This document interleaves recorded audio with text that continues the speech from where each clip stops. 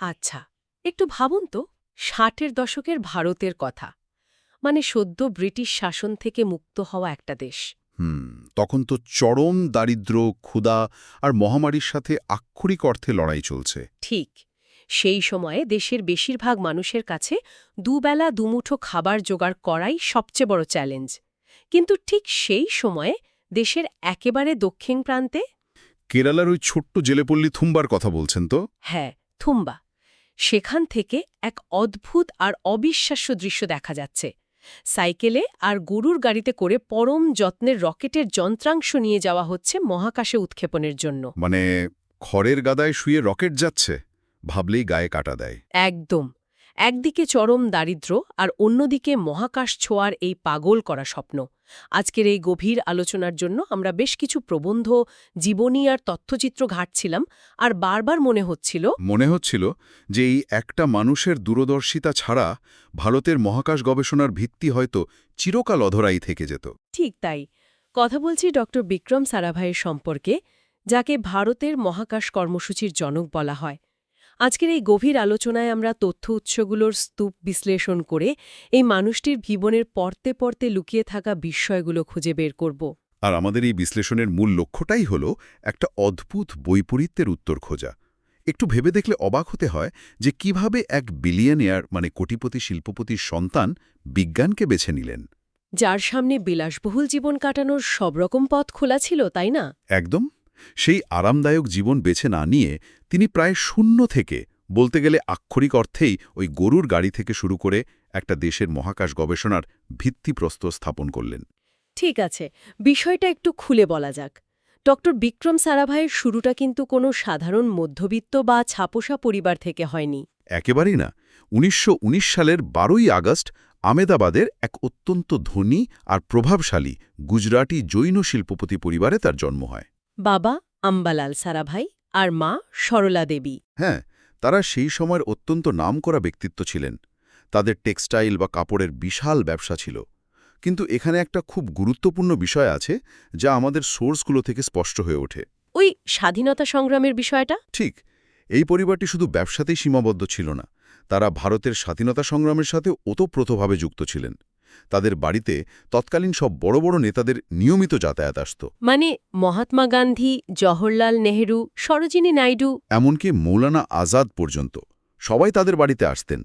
তার মা সরলা দেবী নিজে বিদেশি কাপড় বর্জনের যে আন্দোলন, তার একজন নেত্রী ছিলেন। তার মানে এই পরিবারের বিপুল অর্থের পাশাপাশি একটা বিশাল বৌদ্ধিক বা ইন্টেলেকচুয়াল পরিমণ্ডলও ছিল। তা তো বটেই।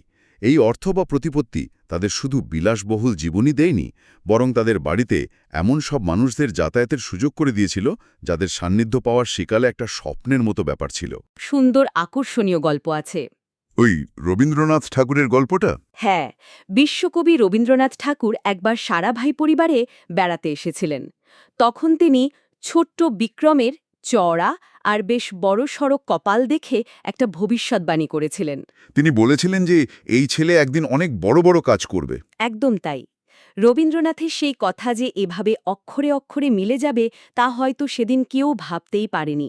তবে তার শিক্ষাজীবনও কিন্তু প্রথাগত চার দেয়ালের স্কুলের মতো ছিল না।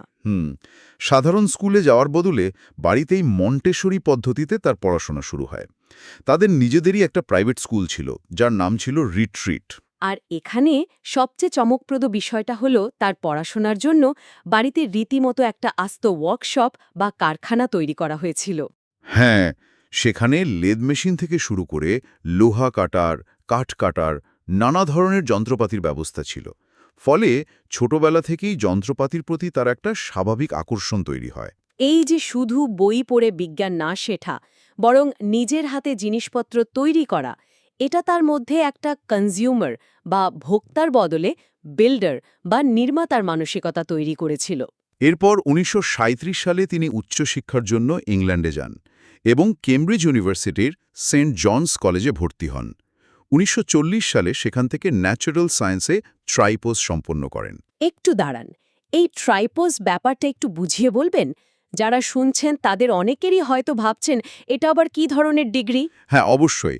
কেমব্রিজ ইউনিভার্সিটিতে আন্ডার গ্র্যাজুয়েট বা স্নাতক স্তরের যে অত্যন্ত কঠিন এবং সম্মানজনক ডিগ্রি দেওয়া হয় তাকেই ট্রাইপোস বলা হয়। আচ্ছা। এটি আসলে কয়েকটি ধাপে বিভক্ত একটা পরীক্ষা। ন্যাচারাল সায়েন্সে এই ট্রাইপোস করা মানে হল পদার্থবিদ্যা, রসায়ন বা জীববিজ্ঞানের একেবারে ভিত্তিমূলটা ভীষণভাবে তৈরি হওয়া। বুঝতে পেরেছি।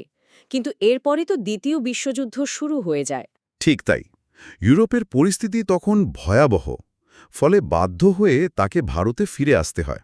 আর এই ফিরে আসাটাই যেন ভারতের বিজ্ঞানের ইতিহাসের জন্য একটা শাপে বর হয়ে দাঁড়ায়।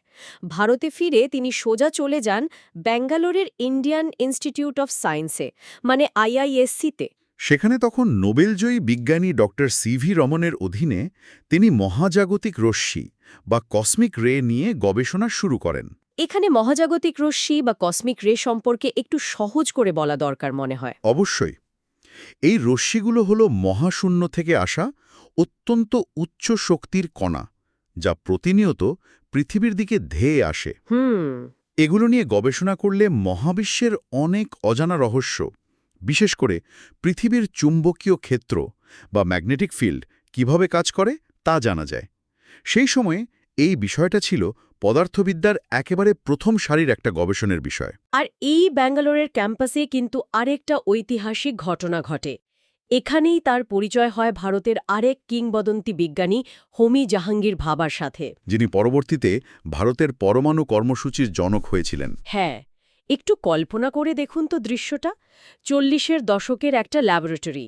একই ঘরের ভেতরে ডক্টর সিভি রমন, হোমি ভাবা এবং তরুণ বিক্রম সারাভাই একসাথে কাজ করছেন, চা খাচ্ছেন, আড্ডা দিচ্ছেন। ভারতের বিজ্ঞানের ৩ দিকপাল এক ছাদের নিচে। এরপর বিশ্বযুদ্ধ শেষ হলে ৪৫ সালে তিনি আবার কেমব্রিজে ফিরে যান। এবং 47 সালে ট্রপিক্যাল ল্যাটিটিউডে কসমিক রের ওপর গবেষণার জন্য পিএইচডি ডিগ্রি লাভ করেন। যদি আমরা বিষয়টিকে আরও বড় প্রেক্ষাপটের সাথে মিলিয়ে দেখি, তাহলে বুঝতে পারব যে এই সময়কালটা বিক্রম সারাভাইয়ের মনন তৈরিতে কতটা গুরুত্বপূর্ণ ছিল। বিজ্ঞান তো বটেই, শিল্পের প্রতিও তার এক অদ্ভুত টান ছিল। উনি শুধু সমীকরণের পেছনে ছোটেননি, তিনি জীবনের সূক্ষ্ম সৌন্দর্যগুলোকেও বুঝতে পারতেন। শিল্পের কথায় তার একটা দারুণ উক্তির কথা মনে পড়ে গেল। কোনটা বলুন তো? তিনি একবার বলেছিলেন যে ব্যক্তি কোলাহলের মাঝেও স্পষ্টভাবে সঙ্গীত শুনতে পায়, সে মহান কিছু অর্জন করতে পারে। অসাধারণ একটা কথা।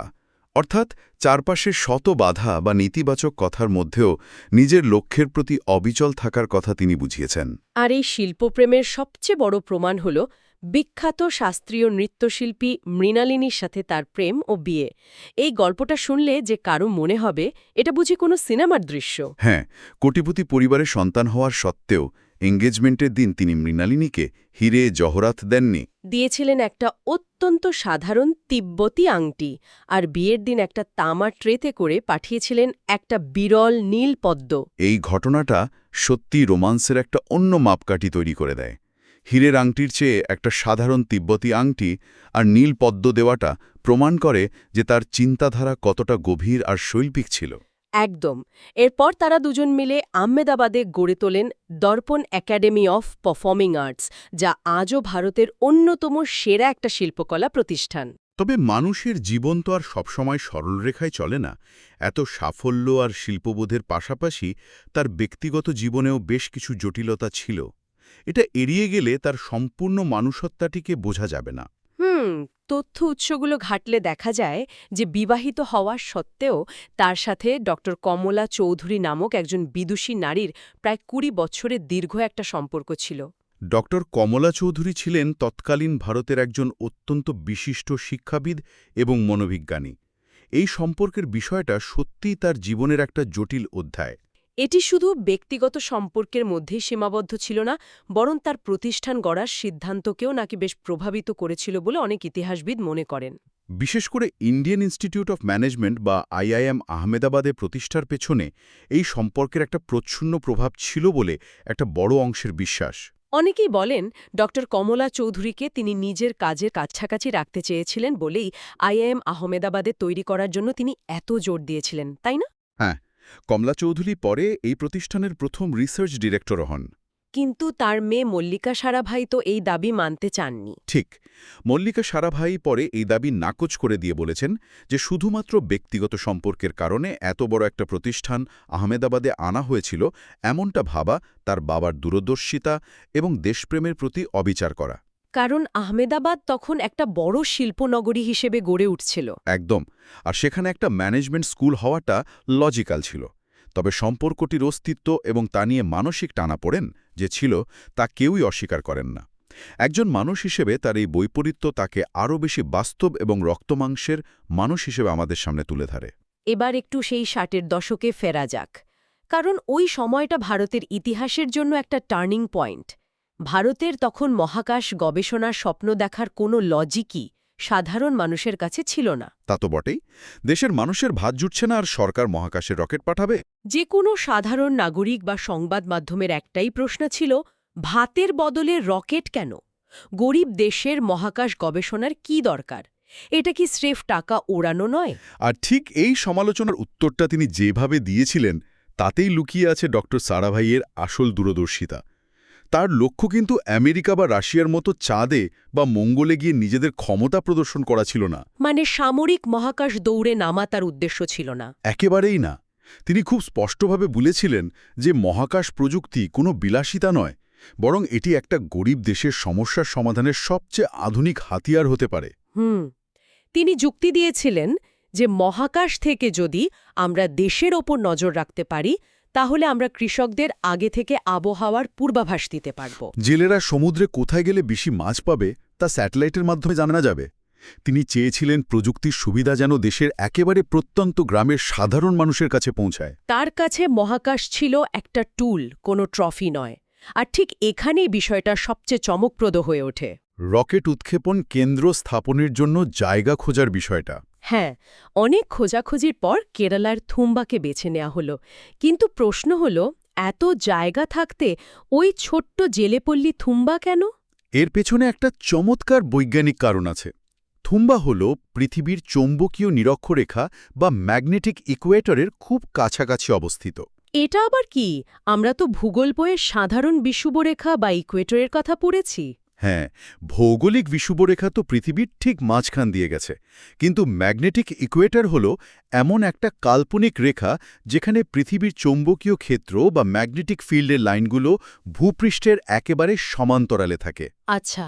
এই জায়গায় দাঁড়িয়ে যদি বায়ুমণ্ডলের ওপরের স্তর বা আয়নোস্ফিয়ার নিয়ে গবেষণা করা হয়, তাহলে চৌম্বকীয় বাধা সবচেয়ে কম থাকে। মহাকাশ গবেষণার জন্য, বিশেষ করে সাউন্ডিং রকেট উৎক্ষেপণের জন্য এটি একেবারে আদর্শ জায়গা। বুঝতে পেরেছি। কিন্তু আসল সমস্যাটা তো ছিল অন্য জায়গায়। জায়গাটা ছিল একটা আস্ত জেলে পল্লী। সেখানে শত শত মানুষের বাস। আর ঠিক মাঝখানে ছিল সেন্ট মেরি ম্যাগডালেন নামে একটা বেশ পুরনো গির্জা। মহাকাশ গবেষণার জন্য একটা গ্রামের গির্জা ভাঙতে হবে এবং স্থানীয় জেলেদের নিজেদের ভিটেমাটি থেকে সরিয়ে দিতে হবে। বিষয়টা তো রীতিমতো দাঙ্গার পরিস্থিতি তৈরি করতে পারত। একদম ঠিক। সেই সময়ে পুলিশের জোর খাটিয়ে এই কাজ করতে গেলে রক্তারক্তি কাণ্ড হয়ে যেত। কিন্তু এখানেই সারাভাইয়ের নেতৃত্ব দেওয়ার ক্ষমতা এবং মানবিক দৃষ্টিভঙ্গির প্রকাশ পায়। তিনি বলপ্রয়োগের পথে হাঁটেননি। তিনি তো সোজা বিশপের কাছে চলে গিয়েছিলেন, তাই না? হ্যাঁ, তৎকালীন ডিস্ট্রিক্ট কালেক্টরকে সাথে নিয়ে সরাসরি সেই গির্জার বিশপ ডক্টর পিটার বার্নার্ড পেরেরার কাছে যান এবং তাকে নিজের স্বপ্নের কথা বোঝান। বিশপ সব শুনে কিছুক্ষণ চুপ করে থাকেন, তারপর বলেন, আপনি আগামী রবিবার সকালের প্রার্থনায় আসুন। রবিবার সকালে গির্জায় প্রচুর মানুষ জড়ো হয়েছেন। তখন কি হলো? বিশপ তখন জেলেদের সামনে দাঁড়িয়ে বললেন, বিজ্ঞানীরা খুঁজছেন সত্যকে, আর আমরা ঈশ্বরের মাধ্যমে খুঁজছি শান্তিকে। দুটোরই লক্ষ্য মানব কল্যাণ। বিজ্ঞানীদের এই সত্য অনুসন্ধানের জন্য একটা জায়গা দরকার। তাহলে আমরা কি এই বিজ্ঞানীদের জন্য আমাদের ঈশ্বরের ঘরটা ছেড়ে দিতে পারি না? অভাবনীয়। এই একটা কথা ম্যাজিকের মতো কাজ করল। সাধারণ জেলেরা সেই কথায় এক বাক্যে রাজি হয়ে গেলেন। বিনিময়ে জেলেদের জন্য সেখান থেকে একটু দূরে পিসকাটোরিয়াল লাইনের কাছে নতুন ও পাকা বাসস্থানের ব্যবস্থা করা হয়। আর সেই পুরনো গির্জাটি হয়ে ওঠে ভারতের প্রথম মহাকাশ গবেষণার কন্ট্রোল রুম। বিশপের নিজের বাড়িটি হয়ে যায় বিজ্ঞানীদের অফিস। ভাবা যায়, একটা দেশের মহাকাশ গবেষণার কন্ট্রোল রুম, চলছে একটা গির্জার ভেতর থেকে। এরপর ১৯৬৩ সালের ২১ নভেম্বর, সেই ঐতিহাসিক দিন যেদিন ভারত তার প্রথম সাউন্ডিং রকেট নাইকি অ্যাপাচে উৎক্ষেপণ করে। এখানে বলে রাখা ভালো যারা শুনছেন তাদের জন্য, এই সাউন্ডিং রকেটগুলো কিন্তু মহাকাশের কক্ষপথে কোনো স্যাটেলাইট নিয়ে যাওয়ার জন্য নয়। এগুলো মূলত বায়ুমণ্ডলের ওপরের স্তরে গিয়ে আবহাওয়া এবং অন্যান্য বিষয়ের ডেটা বা তথ্য সংগ্রহ করে আবার পৃথিবীতে ফিরে আসে, অনেকটা খুব শক্তিশালী ওয়েদার বেলুনের মতো। তো সেই রকেটের যন্ত্রাংশ বয়ে নিয়ে যাওয়া হয়েছিল সাইকেলে আর গরুর গাড়িতে করে, আর লঞ্চ প্যাড থেকে সেই রকেট যখন আকাশে উড়ে গেল তখন বিশ্বের কাছে একটা স্পষ্ট বার্তা পৌঁছে গেল যে ভারত মহাকাশের দৌড়ে সামিল হয়েছে। এরপর ১৯৬৯ সালে তিনি প্রতিষ্ঠা করলেন আজকের সেই বিখ্যাত প্রতিষ্ঠান ইসরো। শুধু কি ইসরো, ডক্টর বিক্রম সারাভাইকে বলা হয় প্রতিষ্ঠান গড়ার কারিগর। এটা ভাবলে রীতিমতো অবাক হতে হয় যে মাত্র ২৮ বছর বয়সে তিনি আহমেদাবাদে ফিজিক্যাল রিসার্চ ল্যাবরেটরি বা পিআরএল প্রতিষ্ঠা করেছিলেন। এরপর আইআইএম আহমেদাবাদ, টেক্সটাইল শিল্পের জন্য আটিরা, সাধারণ মানুষের মধ্যে বিজ্ঞান জনপ্রিয় করার জন্য ভাস্কো সহ ৪২টিরও বেশি প্রতিষ্ঠান তিনি তিল তিল করে গড়ে তুলেছিলেন। কুক্ষিগত করে রাখতেন না। তিনি সঠিক মানুষটিকে খুঁজে বের করতেন, তাকে দায়িত্ব দিতেন এবং তাকে স্বাধীনভাবে কাজ করার সুযোগ দিতেন। তিনি তরুণ বিজ্ঞানীদের উপর অগাধ বিশ্বাস রাখতেন। তিনি তাদের ঝুঁকি নিতে শেখাতেন। যদি কোনো মিশন ব্যর্থ হতো তাহলে ডক্টর সারাভাই সবার সামনে এসে সেই ব্যর্থতার দায় নিজের কাঁধে তুলে নিতেন। আর যদি মিশন সফল হতো তখন তিনি পেছনে সরে গিয়ে তরুণ বিজ্ঞানীদের সামনে এগিয়ে দিতেন পুরো কৃতিত্ব নেওয়ার জন্য। এর সবচেয়ে বড় প্রমাণ তো ভারতের মিসাইলম্যান ডক্টর এপিজে আব্দুল কালাম। কালাম সাহেব যখন তরুণ ইঞ্জিনিয়ার হিসেবে প্রথম ইসরোতে যোগ দেন তখন সারাভাই তার মেধা চিনতে পেরেছিলেন। ডক্টর কালাম নিজের আত্মজীবনী উইংস অফ ফায়ারে ডক্টর সারাভাইকে নিজের গুরু হিসেবে উল্লেখ করেছেন। তিনি লিখেছেন কিভাবে সারাভাই তার মতো একজন সাধারণ গ্রামের ছেলেকে সাহস জুগিয়েছিলেন। ১৯৬৬ সালে হোমি ভাবার বিমান দুর্ঘটনায় অকাল মৃত্যুর পর ডক্টর সারাভাই পরমাণু শক্তি কমিশনের দায়িত্ব নিজের কাঁধে তুলে নিয়েছিলেন। কিন্তু তার চিন্তাধারা ছিল খুব স্পষ্ট। তিনি পরমাণু শক্তির সামরিক ব্যবহারের বা বোমা বানানোর ঘোর বিরোধী ছিলেন। তিনি বিশ্বাস করতেন পরমাণু শক্তিকে দেশের উন্নয়নের কাজে ব্যবহার করতে হবে। তারই উদ্যোগে electronics corporation of India limited এবং ইউরেনিয়াম কর্পোরেশন অফ ইন্ডিয়া লিমিটেডের মতো প্রতিষ্ঠান গড়ে ওঠে, যা ভারতকে স্বয়ংসম্পূর্ণ হওয়ার পথ দেখায়। এখানে একটা দারুণ তথ্য দিই, যা শুনে হয়তো একটু হাসিও পেতে পারে। ইসরোর প্রধান হিসাবে তার বেতনের বিষয়টা? হ্যাঁ, এতগুলো বড় বড় প্রতিষ্ঠানের প্রধান, তিনি নিজে একজন বিশাল শিল্পপতির সন্তান। অথচ ইসরোর প্রধান হিসেবে তার বেতন কত ছিল জানেন? মাসে মাত্র ১ টাকা। হ্যাঁ, তিনি শুধু প্রতীকী ১ টাকা বেতন নিতেন। আজকের দিনে ওই টাকায় হয়তো ১ কাপ চাও জুটবে না। কিন্তু তার কাছে দেশের কাজটা কোনো চাকরি ছিল না, ছিল একটা মিশন। এই নিঃস্বার্থ কাজের ধরন সত্যিই বিরল। তার আরেকটি যুগান্তকারী উদ্যোগের কথা না বললেই নয়, সেটি হলো সাইট প্রোগ্রাম বা স্যাটেলাইট ইনস্ট্রাকশনাল টেলিভিশন এক্সপেরিমেন্ট। তিনি নাসার সাথে চুক্তি করে এই প্রোগ্রাম চালু করেন। এর মূল উদ্দেশ্য ছিল স্যাটেলাইটের মাধ্যমে ভারতের প্রায় ২৪০০টি প্রত্যন্ত গ্রামে টেলিভিশনের মাধ্যমে কৃষি, স্বাস্থ্য ও শিক্ষার অনুষ্ঠান সম্প্রচার করা। সরাসরি স্যাটেলাইট থেকে সিগন্যাল নিয়ে গ্রামের সাধারণ মানুষের কাছে শিক্ষা পৌঁছে দেওয়ার এই উদ্যোগ বিশ্বে তখন এক বিরল দৃষ্টান্ত ছিল। কিন্তু এই মানুষটি নিজের শরীরের প্রতি কতটা অবিচার করতেন ভাবুন। এতগুলো প্রজেক্ট সামলাতে গিয়ে দিনে ১৮ থেকে ২০ ঘণ্টা কাজ করতেন তিনি। দেশের তৎকালীন প্রধানমন্ত্রী ইন্দিরা গান্ধী পর্যন্ত তার এই অমানবিক পরিশ্রম এবং স্বাস্থ্য নিয়ে গভীরভাবে উদ্বিগ্ন ছিলেন। তিনি সারাভাইকে সতর্ক করে বলেছিলেন কাজের চাপ কমানোর জন্য। আর সেই অতিরিক্ত কাজের চাপই হয়তো শেষ পর্যন্ত কাল হল। দিনটা ছিল ১৯৭১ সালের ৩০ ডিসেম্বর। মৃত্যুর মাত্র কয়েক ঘণ্টা আগেও তিনি কেরালার কোভালামে তার হোটেলে বসে ডক্টর আব্দুল কালামের সাথে ফোনে এসএলভি বা স্যাটেলাইট লঞ্চ ভেহিকেল রকেটের ডিজাইন নিয়ে বিস্তারিত আলোচনা করেন। কিন্তু পরের দিন সকালে দেখা যায় মাত্র ৫২ বছর বয়সে কার্ডিয়াক অ্যারেস্টে তার আকস্মিক মৃত্যু হয়েছে। তার এই মৃত্যু পুরো দেশকে স্তব্ধ করে দিয়েছিল। এর একটা বড় কারণ হল তিনি নিজের ফিটনেসের ব্যাপারে অত্যন্ত সচেতন ছিলেন। প্রতিদিন সকালে উঠে নিয়ম করে ১২ বার সূর্য নমস্কার করতেন। খুব পরিমিত এবং স্বাস্থ্যকর খাবার খেতেন। তার মতো একজন ফিট মানুষের হঠাৎ এই কার্ডিয়াক অ্যারেস্ট মেনে নেওয়া অনেকের পক্ষেই কঠিন ছিল। যার ফলে তার এই মৃত্যু নিয়ে বেশ কিছু ষড়যন্ত্র তত্ত্ব বা কনস্পিরেসি থিওরিও মাথাচাড়া দিয়ে ওঠে। ষড়যন্ত্র তত্ত্বের বিষয়টা একেবারেই উড়িয়ে দেওয়ার মতো নয়। ইসরোর প্রাক্তন বিজ্ঞানী নাম্বি নারায়ণন তার আত্মজীবনীতে এই বিষয়ে সন্দেহ প্রকাশ করেছিলেন।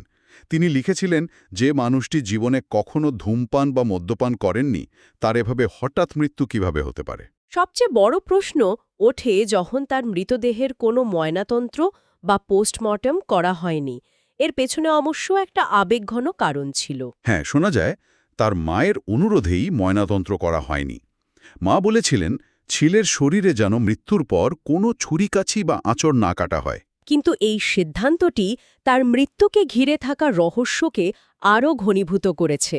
হোমি ভাবা, লাল বাহাদুর শাস্ত্রী বা সুভাষচন্দ্র বসুর মতো তার মৃত্যুও ভারতের ইতিহাসে একটা অমীমাংসিত রহস্যের ছায়া ফেলে রেখে গেছে। তবে হ্যাঁ, তথ্য উৎসগুলো অনুযায়ী এই ষড়যন্ত্র তত্ত্বগুলোর সপক্ষে কোনো অকাট্য প্রমাণ কখনোই পাওয়া যায়নি। এটা পুরোটাই পরিস্থিতির কারণে তৈরি হওয়া সন্দেহ। মৃত্যু হয়তো তাকে শারীরিকভাবে মাত্র 52 বছর বয়সে ছিনিয়ে নিয়েছে, কিন্তু তার কাজের যে বৃহত্তর প্রভাব তা আজও প্রভাবভাবে উপস্থিত। তার মৃত্যুর কয়েক বছর পর ৭৫ সালে ভারতের প্রথম স্যাটেলাইট আর্যভট্ট মহাকাশে ওড়ে, যা ছিল সম্পূর্ণ তারই স্বপ্নের ফসল। সম্প্রতি ভারতের চন্দ্রযান মিশন যখন চাঁদের দক্ষিণ মেরুর কাছে সফলভাবে অবতরণ করল, তখন সেই ল্যান্ডারটির নাম রাখা হয়েছিল তারই সম্মানে বিক্রম। এমনকি ইসরো যে বিখ্যাত রকেট ইঞ্জিন ব্যবহার করে তার নাম বিকাশ, যার পুরো নাম হল বিক্রম আম্বালাল সারাভাই। তার নামের আদ্যক্ষর থেকেই এই নামকরণ। আজকের এই দীর্ঘ বিশ্লেষণ শেষ করার আগে ডক্টর সারাভাইয়ের আরেকটি বিখ্যাত উক্তি মনে পড়ছে। তিনি বলছিলেন, যে ব্যক্তি সময়ের সম্মান করে না সে জীবনে খুব সামান্যই অর্জন করতে পারে।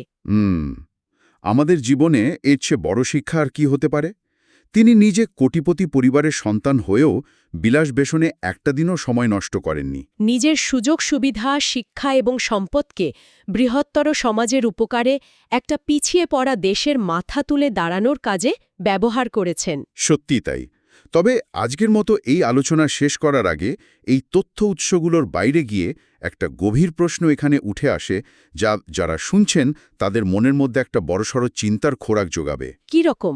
একটু ভেবে দেখুন তো যে ডক্টর বিক্রম সারাভাই যদি মাত্র 52 বছর বয়সে এত আকস্মিকভাবে মারা না যেতেন, তাহলে ভারতের মহাকাশ ও পারমাণবিক কর্মসূচির ভবিষ্যৎ আজ ঠিক কোন জায়গায় গিয়ে দাঁড়াত? তিনি তো বরাবরই মহাকাশ গবেষণাকে সামরিক প্রতিযোগিতার বাইরে রেখে মানব কল্যাণের কাজে লাগাতে চেয়েছিলেন। ঠিক।